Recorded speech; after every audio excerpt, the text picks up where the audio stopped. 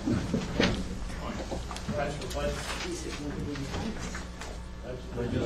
the flag of the United States of America and to the republic for which it stands, one nation, under God, indivisible, with liberty and justice for all.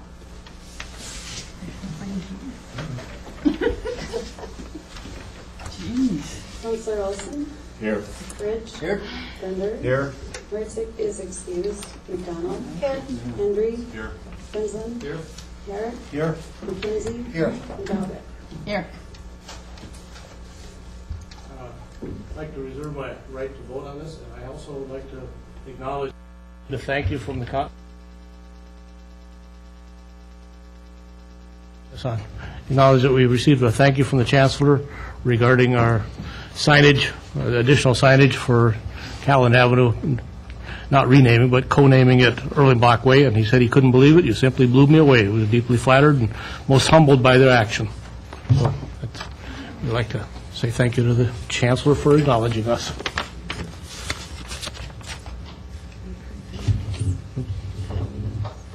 I'd like to have approval of the minutes. Second. Motion by Councillor Dalbeck and second by Councillor Bender. No public hearings? The consent agenda, there's one addition that I handed out, a referral from Councilor. Oh, I'm sorry. Excuse me? We're rookies.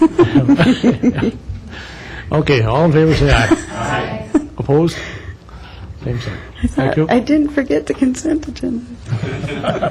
Okay, there's a addition to the consent agenda, a referral from Councilor Hendry to the Public Works Committee. Is there a motion? Motion approved. Motion by Councillor Bender, second by Councillor McDonald. Was it? All those in favor say aye. Aye. Opposed? Oh, yeah, Mr. Olson, Councillor Olson. It's here. I'd like to pull 6.4, please. 6.4.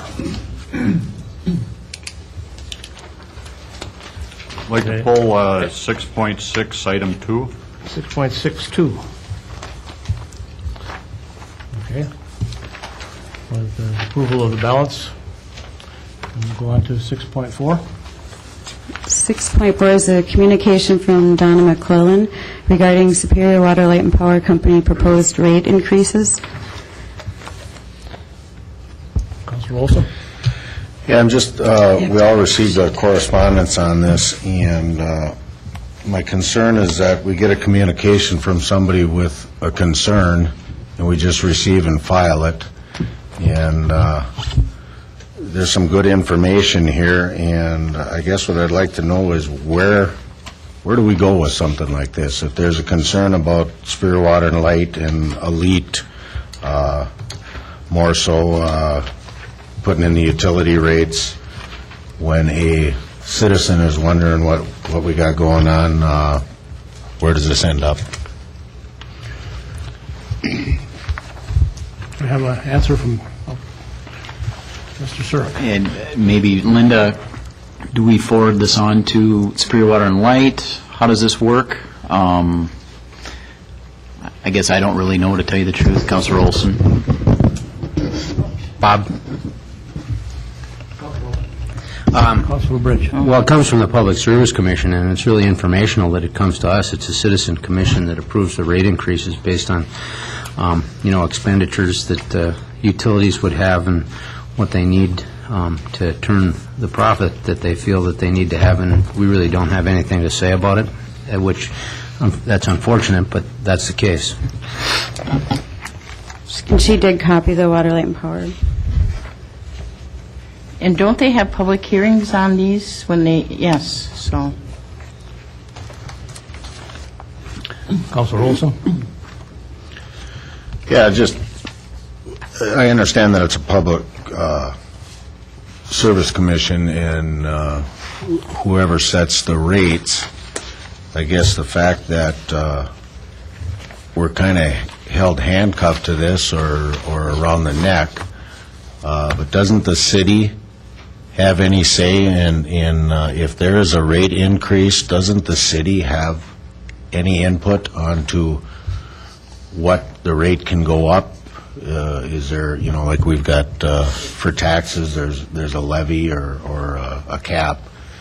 So when these are being done, it seems to me by this letter, and I don't know this lady at all, but it seems to me like it's just something else that's getting shoved down our citizens' throats and pay up. And if you don't pay up, Superior Water and Light is going to, if you end up with a sewage bill, there's 18% interest put on it. I don't know that I'm the perfect personality to be responsive to this line of questioning either, but my understanding of the utilities fee structure is very similar to what Councilor Bridge summarized. Of course, the utility in this city is not publicly owned. It's private ownership.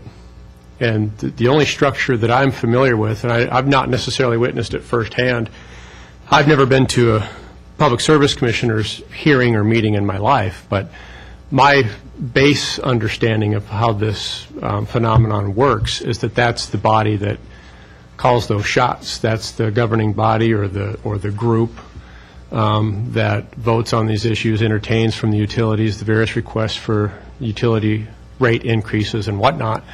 I suppose if you wanted to get involved on behalf of a constituent or your district, you could take as active a role as you wanted to in engaging with that process, going to the commissioner hearings, going to the meetings, coming to the podium on behalf of your constituents or on behalf of residents of the city in general with regard to the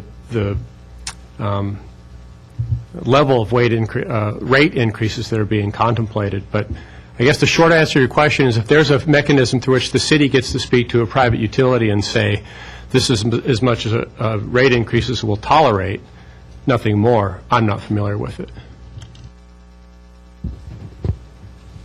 Councilor Hendry? Yeah, just a brief comment. I'm not really sure, what if we can do anything about it, but I do agree that it's going crazy. And I think it's reaching a point where a lot of citizens are probably having trouble making their bills. And it seems like whether the raw materials that the utility deals with, whether the price goes down or the price goes up, it seems like the rates go up. They just keep going up and up and up. And it's kind of, I think it's reaching a ridiculous point, but that, I'm not sure it's our venue to deal with it. I'd just like to make the point that it's an unusual situation in Superior. We're one of 3 municipalities that does not own their water utility, three in Wisconsin. I don't remember which of the other ones are, but it's an unusual situation that a municipality does not own a public water utility. Councilor Herrick? I was just going to say, yeah, they usually will hold a meeting. Of course, they'll advertise it. This is the Water and Light, Superior Water and Light. They will have it, and they usually have it at their building up there on Underhill Avenue up there. They'll have it up there, and basically what it is a fiber optics conference, so where you can talk to them. And I think if a lot of citizens are concerned, they should attend this meeting and really voice their opinion. That'll make a big difference rather than just one or two. So, Councilor Dahlbeck? I agree with what Mike just said, because the last time they had a hearing, when they set the prices the last time, I think there was 10 citizens there. And if everybody gets together and goes as a large group, maybe we'll have more input in what they're going to do. I don't know if they will or not, but pretty much written in sand, but maybe. Councilor McKenzie? Just a question. Does anybody know that if this is federally regulated, is this something that wouldn't come to the council again then? We wouldn't have anything to say about that if they made a decision if there was an increase. That's my understanding. We have no control over this since it's a private enterprise. So it's just at this meeting that Mike was talking about. Yeah. With the council's approval, we'll call on Councilor Olson again. Is that okay? Yeah, okay. Mick, to answer your question, it's from the Public Service Commission of Wisconsin, so it's a state deal.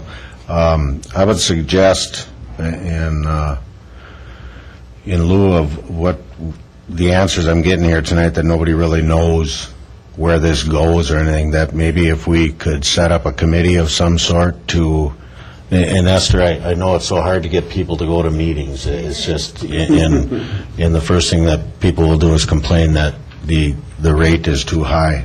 The other thing is that some people think that all of us sitting here don't pay these bills either. Well, I own a house in South Superior, and my rates are going up just like everybody else's. So Donnie Shipper's no longer with them folks.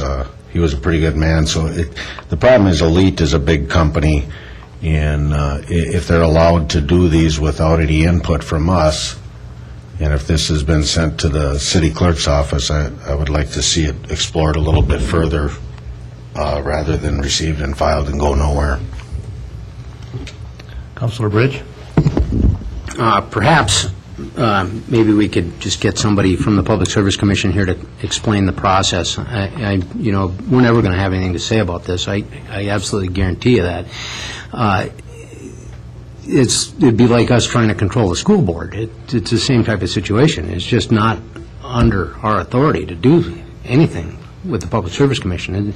It's citizen-based, and citizens have to attend the meetings to try and have an impact on what happens there. But understanding the process a little bit better maybe would generate a little bit more public input and attendance at meetings. Since we don't have a motion on the floor yet, perhaps we should have some sort of a motion before we continue the discussion. Well, the one thing I heard that I'll caution you about is a reference to forming a committee. I'm not sure this is something you want to create a committee to contemplate. I think you'll find in short order that this truly is something that is of a regulatory nature that we simply don't have any muscles to flex. Much like the airline regulators aren't going to poll City Hall to ask us how they want to go about doing their business. But may I suggest that a referral to the Finance Committee, wherein our finance director might be able to invite someone from the PSC to the committee. Maybe that's not the environment you want. Maybe you want that to flesh out in this room. But before you create a special committee to undertake a study process that probably will have no bearing on these utility increases, perhaps you'll consider referring it to a committee that's already in existence. Just a thought. If we feel that's appropriate, we could have a motion to that effect. I'll make a motion to refer item 6.4 to the Finance Committee. Motion made by Councilor McKenzie, second by Councilor Bender, to refer to the Finance Committee. And perhaps we can get a person from the Public Service Commission to attend or make an explanation to our Finance Director. Is there anything further? If not, all in favor say aye. Aye. Any opposed? Motion passes. Item 6.62 is the HRC July 19th meeting. Number 2 is to approve the revised sidewalk policy. I'll move to approve. Motion by Councilor Hendry. Second by Councilor Olson. Councilor Hendry. Yeah, I just had two questions on this item. One is, what was the reason that Human Resources is involved in dealing with the legislation and the parameters, of how sidewalks get repaired, say, as opposed to Public Works? How did Human Resources get involved in that? Well, or why are they involved in it? First off, the changes to the policy were driven by something that I wanted to see and that I drafted. So while it bears on a Human Resources policy and comes to you from a Human Resources Committee meeting, it's my office that is driving for the change. I can't speak very intelligently to the historical background here as to why the sidewalk policy was captured within the realm of HR to begin with. I think that it was essentially an ADA issue some years ago, and to continue to qualify for the funding that we use to repair and, more importantly, replace sidewalks within the city, we had to demonstrate that we had an ADA policy, or policy that, if met, would satisfy ADA criteria. So this maintenance provision is part of a larger ADA policy that is captured in a document that's probably much larger than what you have in front of you right now. Yeah, that would make sense. The second question I got is, when I get people calling me as a counselor about the issue of sidewalks, a lot of times they call me, but they like calling individuals in the city administration as well. You know, a lot of times maybe they'll call them and get frustrated and then call me, or maybe they'll call me first, or they'll call both. But is there one person or you know, a phone number or somebody in the city that you know, is kind of designated for these people to contact? There really isn't anything that says for every sidewalk complaint, thou shalt contact X. And you folks know more than anyone, every citizen is driven by a different framework when they're looking to express a concern about a civic matter or a city nature.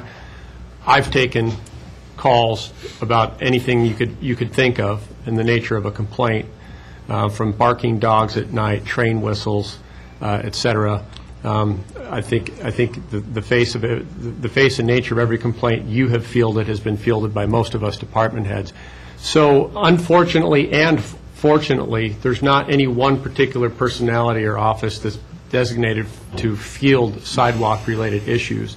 But I always urge people to contact Public Works. Public Works, at the end of the day, is where we're going to mobilize some resources to take a look at this sidewalk. We have an engineer on staff. His name is Brian Olson. His charge, among several, is to physically firsthand inspect all of our sidewalks in Superior. He's devising a protocol for that, and so these sidewalk repair issues and identifying sidewalk problems falls into two categories. One is complaint-driven, as you've indicated, Counselor, and one is when we come upon it ourselves, for example, through the eyes of our engineer. But pop an email to Jeff Getzman, pop an email to me. We'll all find a way to make sure it gets to sidewalk ground zero, and we'll get a pair of eyes on that sidewalk as soon as we can. Yeah, no, I deal with Jeff a lot, and that's fine. That, you know, that works good. But of course, my question was, what does the average citizen do? I don't know if they can get, you know, if they get through them or not. I don't know, but you know, to Jeff, they probably get through to. They probably look in the phone book and see Public Works, and that's probably who they call. And I'm guessing Meredith fields a lot of these preliminary complaints. Some of them probably get patched right through to Jeff. I really can't speak to that firsthand, and I think most people are thumbing through the blue pages or the government pages, and they're finding a number that makes sense to them or a name that makes sense. Sometimes it's the mayor's office. But we're always trying to, as you can imagine, the staffers, we're always trying to funnel those calls to the department that's most relevant. And for sidewalks, it's always going to be Public Works. Okay. Councilor Olson? Frog, do you see that this policy that we're asked to approve will enable us to get any more state funding for, I mean, is this something that will go to the state and we've got a new criteria as to what we consider hazardous sidewalks? Is there any more money going to flow into the city because of that? No, I can't fathom that this will speak Just for any reduce increase or decrease in funding of that nature. No. Then my next question is, why are we revising it? Well, my primary goal was to sort of re-articulate a reasonable inspection time frame. And the old language in this policy is, and you'll see it in the strikeout provision on page 37, sidewalks are inspected at least every 5 years. We are finding that we're not catching all of our sidewalks through a first-hand inspection by a city staffer once every 5 years. It's a cycle that we're not able to keep up with reductions in staff and budgets across the board, and with a physical footprint the size of Milwaukee and 169 miles of sidewalk. We're not getting one body or two bodies on every square inch of sidewalk every 5 years. We're just not doing it, and it's not through lack of effort. It's just because, you know, we've got to be mindful of the bottom line, just like every other municipality in the state. So one specific change you'll note is the deletion of the 5-year scenario, and I've articulated that we will strive to inspect our sidewalks in such a manner that all sidewalks are observed firsthand by some city staff, or at least once every 7 years. So it's a bit of a kinder cycle for us in terms of the inspection cycle. And then some of the other language is simply language that I think is more appropriate in terms of what the goal should be for a municipality like ours in inspecting and repairing sidewalks. I think it's all very responsible. It's just a little more developed than that was, which was in the policy initially. Anything further? I will call the question. All in favor, say aye. Aye. Any opposed? Motion passes. 7.1 is a, We did remove the balance of the consent agenda. 7.1 is Planning Director Sirik recommending bid award for Superior Community Recreation Project to Northern Interstate Construction. Motion by Councilor Henry, second by Councilor Dalbeck. All those in favor, say aye. Aye. Opposed? Motion's passed. Item 10 are resolutions. 10.1 is a resolution introduced by the Plan Commission setting a public hearing for 6:30 September 21st in the Government Center to vacate streets and alleys between North 52nd and 56th Streets and Weeks and Catland Avenues. Sorry. Motion by Councilor Actually, I think it was Henry was. Henry, excuse me. And second by Councilor McKenzie? Henry, Herrick? Okay, we'll go to Mr. Herrick. It's his turn. Okay, all those in favor say aye. Aye. Opposed? Motion passes. 10.2 is a resolution introduced by the Plan Commission authorizing a special use permit for outdoor sales at 3027 East 2nd Street. Motion by Councilor Bridge, second by Councilor Herrick. All those in favor, say aye. Aye. Opposed? No. Okay. 10.3 is a amended resolution of necessity and relocation order clarifying a sewer easement on the Howard's Pocket side of Connors Point. Second. Motion by Councilor Dalbeck, second by Councilor Bender. All those in favor, say aye. Aye. Opposed? Motion passes.